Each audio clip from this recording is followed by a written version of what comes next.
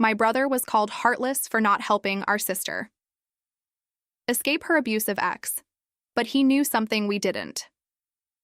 I don't even know where to start.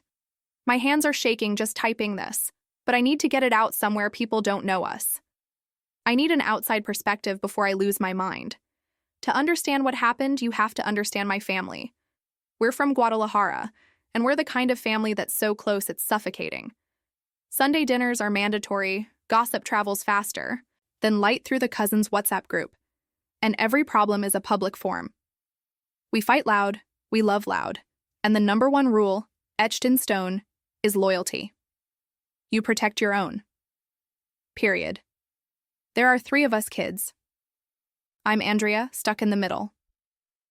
Then there's my older brother, Nicholas. He's always been the quiet anchor in our family's storm. While the rest of us are screaming and gesturing wildly, Nico just watches, absorbing everything. He's the one you call when your car breaks. Down at 2 a.m., the one who fixes the leaky faucet without being asked. He's always been our protector, our silent, steady wall. And then there's Valentina, our little sister, the baby. Even though she's 24, we all still see her as the kid who needed her scraped knees kissed. She's bright and sweet, but she has this vulnerability about her, this deep desire to be loved that sometimes clouds her judgment. Which brings me to Mauro, her ex. When Val first brought him around, we were all so relieved. On the surface, he was perfect. He was handsome, had a good job, and he knew exactly how to play the part. He'd bring flowers for my mom, talk about soccer with my dad and uncles, and he always remembered my Tia's birthday. He had this smile that could disarm you from across the room, and he used it like a weapon. He charmed every single person in our loud, nosy, overprotective family. But I always felt a knot in my stomach when he was around. It was the little things, the way his smile never quite reached his eyes. The way he'd hold Valentina's arm just a little too tight when he thought no one was looking. The way his voice would drop, just for a second, into something cold and hard if she laughed too loudly at a cousin's joke. We all saw it, I think, but we dismissed it. We knew he had a temper, but in our world a lot of men have tempers. We called it passion, and convinced ourselves it was manageable. We thought our family's love and sheer force of will would be enough to shield her from the worst of it. We had no idea what we were dealing with. We just knew that behind closed doors, the man our sister loved was not the same man who came for dinner on Sundays, and we tragically underestimated how much danger she was really in. It wasn't a one-time thing. That's what made it so soul-crushing.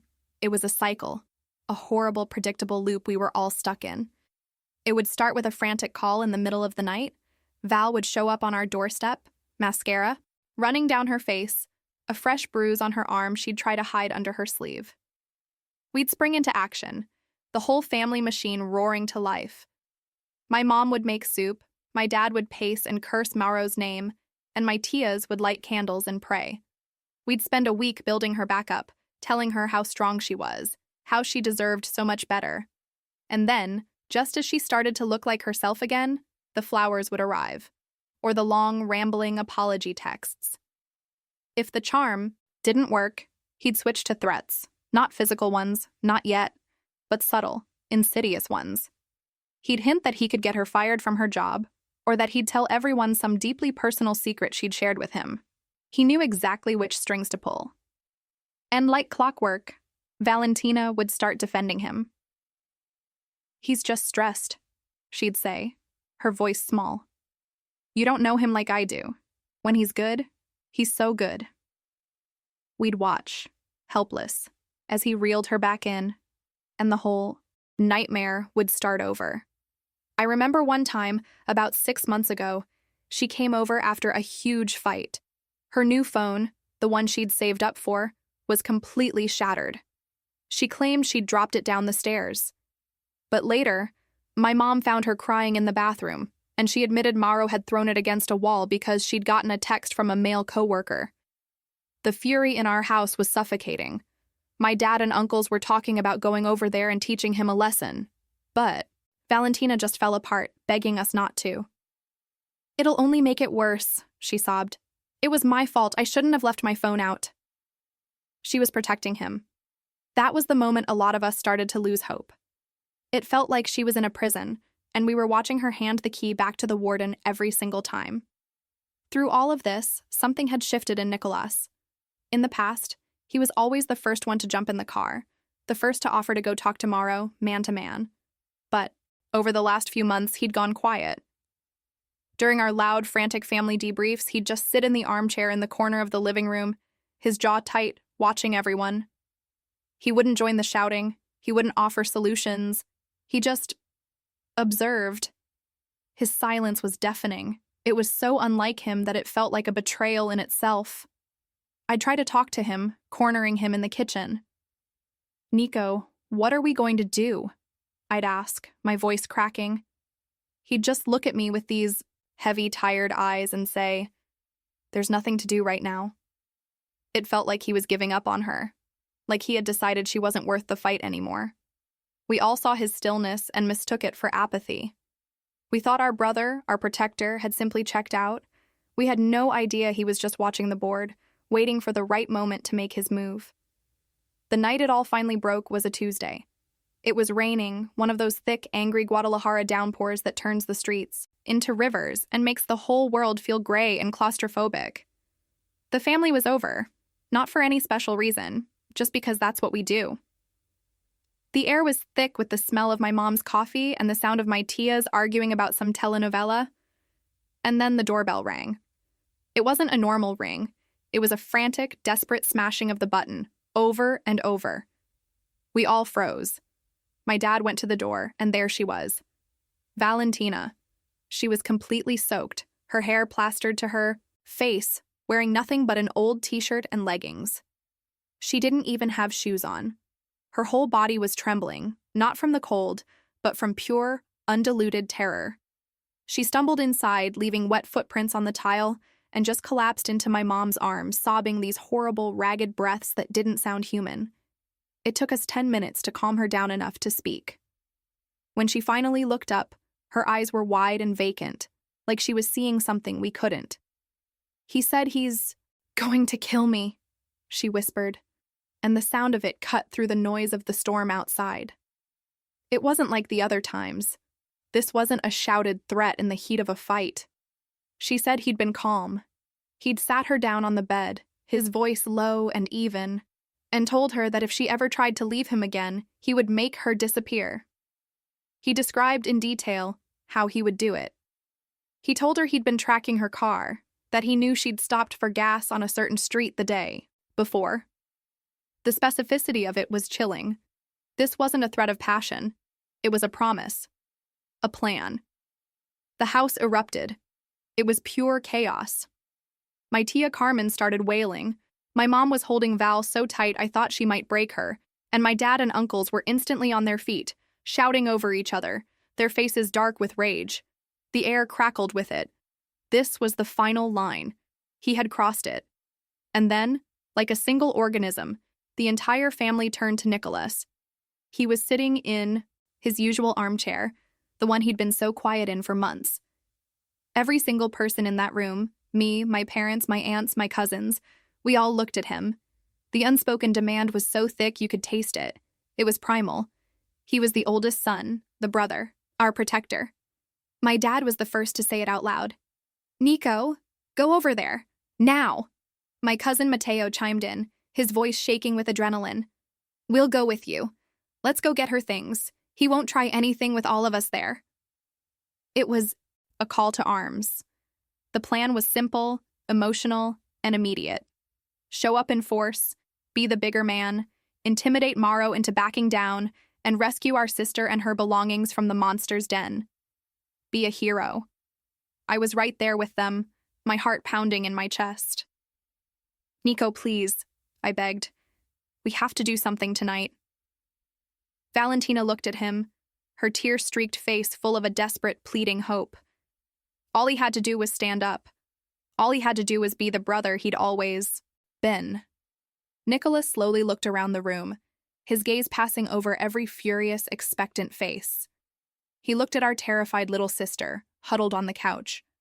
The silence stretched, filled only by the sound of the rain and Val's shuddering breaths. Then he opened his mouth and spoke. His voice was quiet, but it landed like a gunshot in the silent room. No. Just that. One word. He didn't yell. He didn't explain. He just looked at Valentina and said, "I'm not going over there, and you're not. Getting your things tonight. You need to stay put. Right here." The world stopped. I swear, for a full 10 seconds, nobody breathed. We just stared at him, unable to process what we had just heard. It was a refusal so absolute, so cold, it felt like he'd slapped every single one of us across the face. He saw our sister at her most broken, her most terrified, and his answer was to do nothing. In that moment, he wasn't our brother. He was a stranger. A coward. I think I actually saw red. It wasn't just a phrase. The edges of my vision went blurry, and a hot, staticky roar filled my ears, drowning out the sound of the rain. It was a wave of pure, visceral disgust. It started in my stomach and crawled up my throat like bile. This man, my brother, the one who taught me how to ride a bike and beat up a kid who pushed me in the 3rd grade, was sitting there, calm and still, while his sister's world was burning down around her. I looked over at Valentina. The flicker of hope in her eyes had been extinguished, replaced by a look of such profound, hollow betrayal that it broke my heart all over again. She just stared at him, her mouth slightly open, a fresh wave of silent tears tracing paths through the grime on her cheeks. He had abandoned her. In her most desperate moment, our protector had refused to protect. That was it for me. I was on my feet before I even realized I was moving. I crossed the room in 3 strides and stood right over him, blocking his view of everyone else. I was shaking so hard my teeth were chattering. "What did you just say?" I hissed, my voice low and full of venom. He didn't even flinch. He just looked up at me, his face a complete blank. No anger, no fear, no guilt. Nothing. It was like looking at a stranger. "What is wrong with you?" I finally screamed, the word tearing out of my throat. "Are you listening? She came to us for help. He threatened to kill her, Nico. And you're just going to sit there. You're going to do nothing." My voice cracked on the last word, and I felt hot tears of rage spill down my own face. I was so close to him I could feel the warmth radiating off his body, a warmth that felt like a lie compared to the ice in his eyes. I leaned in closer, my voice dropping to a furious whisper. "Are you scared of him? Is that it? After all your talk about family, about protecting us? Mauro threatens Val and you turn into a coward?"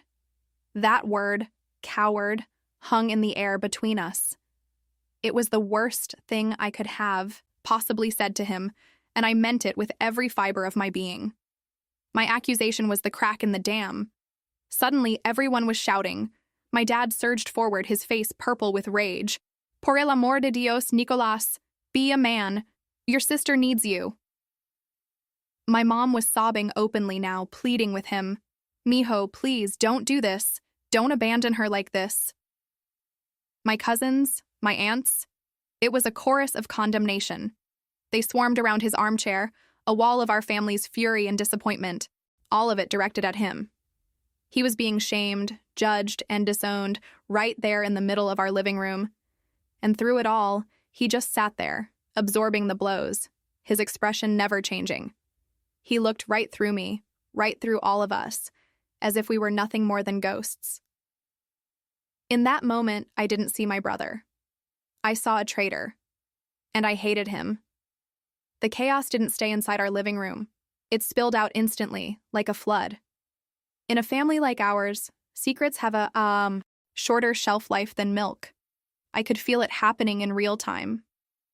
My tia Sophia was in the corner, her phone pressed to her ear, whispering furiously to my cousin who lived down the street. My dad was on the patio, the screen door left open so we could all hear him yelling into his phone at my uncle, retelling the story with more and more outrage each time. Every few seconds, another phone would buzz with a new message, a new inquiry. The family WhatsApp group, Los Morales, was exploding. The story of Nicholas's betrayal was traveling through our neighborhood from house to house, phone to phone, becoming darker and more monstrous with every forward. Nicholas had finally stood up, not to fight, but to escape the suffocating circle of our fury. He went to the kitchen to get a glass of water, his movements slow and deliberate, as if he were wading through molasses. The rest of us just watched him, our eyes following his every move, our silence thick with judgment. Valentina was still on the couch, wrapped in a blanket now, her sobs having quieted into these horrible, silent, shaking spasms. She was being held by my mom and my aunt, but she kept looking from the kitchen doorway back to me, her eyes seeking validation. She needed to know we were on her side, that we agreed her brother was a monster. I gave her a small, firm nod. "We're with you." Then, my phone buzzed on the coffee table. It was a notification from the cousins group chat, the one we call Primos para siempre. My thumb swiped it open out of pure habit. And there it was. A new message from Valentina. It was short, brutal, and obviously typed through a storm of tears. It just said, "I don't have a brother anymore. He is dead to me." A wave of something dark and triumphant washed over me. Good. He deserved it. He needed to see how much he had hurt her, how completely he had broken our family's most sacred rule. My cousin Marisol immediately replied with a string of angry face emojis. Another cousin typed, "We're your brothers now, Prima. We've got you." The validation was swift and absolute. He was officially cast out. Nicholas walked back into the living room just as his own phone, which he'd left on the armchair, lit up. He picked it up. He must have seen the same notification because his thumb moved to open the app. The whole room held its breath, waiting for the explosion. Waiting for him to finally show some emotion, to yell, to defend himself, to do anything. He read the message. I watched his face, searching for a crack in the mask. A flicker of pain, regret, anger, anything. But there was nothing. His expression remained absolutely, unnervingly neutral. He stared down at the screen for a long, silent moment, his sister's digital declaration of his death glowing on his face. Then, so quietly I almost didn't hear it over the sound of the rain, he said 2 words. He wasn't looking at anyone. He said them to the phone, to the floor, to himself. Let them. He locked his, phone, set it back down on the armchair, and took a long, slow sip of his water. Let them think that. The words hit me like a splash of ice water. All the hot, righteous anger in my veins seemed to freeze. For the first time all night, a sliver of confusion pierced through my rage. It was a tiny, unwelcome thought. Why wasn't he fighting back? Why wasn't he angry? A coward would be defensive. A guilty man would be shouting excuses. But he was calm. It was the calm of someone who knew something we didn't. The calm of someone who was watching a different movie than the rest of us. The absolute certainty I'd felt just moments before began to fray at the edges, replaced by a cold, unsettling feeling that I was missing a huge piece of the puzzle. He stayed for maybe 10 more minutes, just long enough to finish his glass of water, while the rest of us stared at him in horrified silence. He didn't try to explain himself. He didn't look at Valentina again. He just rinsed his glass, set it in the sink, grabbed his keys and his rain jacket, and walked out the front door into the storm. No goodbye. Nothing. My first thought was that he was running away, going to a bar to get drunk, or to a friend's house to complain about his crazy family. The coward was fleeing the scene. But that single phrase, "Let them think that," was still echoing in my head. A cold, smooth stone dropped into the boiling pot of my anger. It didn't fit. It didn't make any sense. Before I even knew what I was doing, I was grabbing my own keys off the hook by the door. My mom called my name, her voice thick with tears, but I just waved a hand behind me and whispered, "I'll be right back." I didn't have a plan. It was pure, raw instinct. A mix of leftover rage and this new, terrifying curiosity. I had to know where he was going. I had to understand. I slid into my car, the cold leather shocking against my skin. The rain was coming down so hard the windshield wipers could barely keep up, smearing the world into streaks of red and yellow light. I saw his taillights pull away from the curb and I followed, keeping a safe distance. My heart was hammering against my ribs. I felt like a spy in my own life. Every turn he took, I expected it to be towards the downtown bars or his best friend Ricardo's apartment complex. But he kept driving away from the city center, into the quieter, more industrial part of our neighborhood. My hands were gripping the steering wheel so tight my knuckles were white. "Where are you going, Nico? What are you doing?" The anger was still there, but it was being slowly choked out by a thick fog of confusion. This wasn't the route a coward took. This felt purposeful. Then he signaled and turned into a parking lot. My stomach dropped. I slowed down and pulled over to the curb about a block away, killing my headlights. I squinted through the rain-streaked glass, my brain refusing to process what I was seeing. He hadn't pulled up to a bar. He wasn't at a friend's house. He was parked in front of the local police station, the comisaria. The building was stark and imposing, its fluorescent lights casting a sterile, buzzing glow that cut through the darkness of the storm. I just sat there, my car idling, completely stunned. What the hell was he doing here? Was he in some kind of trouble? Was he turning himself in for something? The scenarios flashing through my mind were wild and made no sense. He got out of his car, pulling the hood of his jacket up over his head. And that's when I saw it. Tucked under his arm, protected from the rain, was a thick, brown manila folder. He walked with a purpose I hadn't seen from him in months, his shoulders set, his stride long and certain. He didn't hesitate. He walked straight up the concrete steps, pulled open the heavy glass door, and disappeared inside. And in that instant, watching him vanish into that building, it all crashed down on me. It was like a physical blow. The quietness, the watching, the refusal to engage in our screaming matches, his cold, infuriating calm tonight. It wasn't apathy. It was a strategy. Our family's solution, a loud, emotional, macho confrontation, was exactly what Mauro would have wanted. It was a game he knew how to play. He could have easily turned it around, called the cops on us, claimed a gang of my relatives showed up to harass him. He would have been the victim. My brother hadn't been sitting in that armchair doing nothing. He had been planning. He was building something. Something quiet, something methodical, something legal. Something that a bully like Mauro wouldn't see coming until it was too late. He wasn't running from the fight. He was refusing to fight on Mauro's terms. He was moving the battle to a completely different field, one where our family's hot-headed loyalty was a liability, not a strength. I put my head against the steering wheel, the cold plastic a shock against my forehead. The disgust I'd felt for him curdled into a sickening, heavy shame that settled deep in my gut. We had all called him a coward, and he was the only one who had actually been brave enough to play the long game. I didn't follow him inside. I just sat in my car for over an hour, the engine off, the windows fogging up from my own breathing. I felt sick. Every cruel word I had screamed at him, every hateful thought played on a loop in my head. When he finally came out, he walked with the same steady purpose, the folder gone, and drove home, without ever knowing I was there. The full picture came into focus over the next 24 hours, not in a rush, but in a series of quiet, devastatingly brilliant moves. The next morning, while my family was still tiptoeing around Valentina, whispering about how to handle the Nicolas problem, 2 police officers showed up at Mauro's apartment. They weren't there to arrest him, not yet.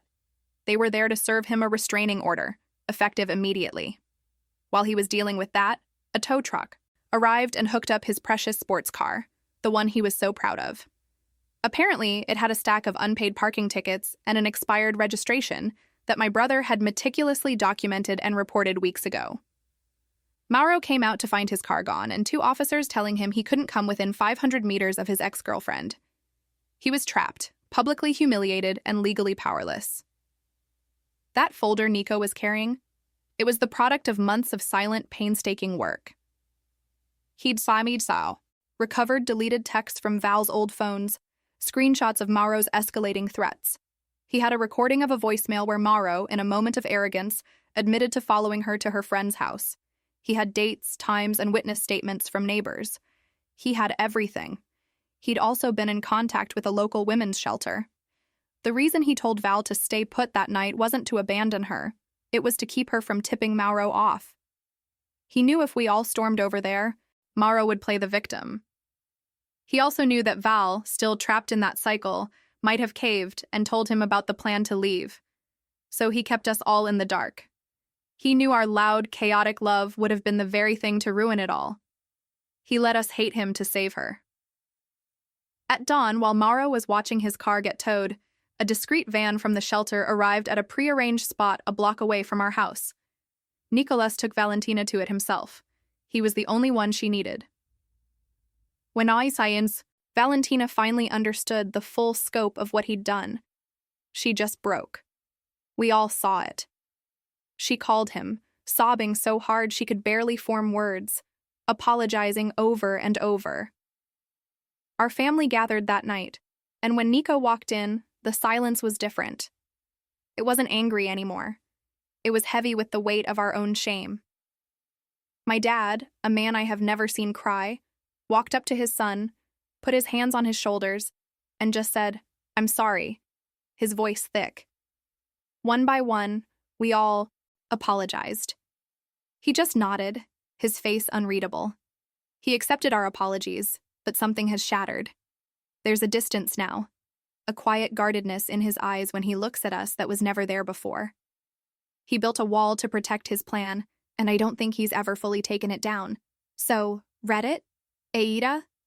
Is my whole family TA for calling my brother a heartless coward? For turning on him so viciously when he was in the middle of executing a brilliant, silent rescue mission? I know the answer is yes. I see that now. But the real question, the one that's keeping me up at night, is how do we fix this?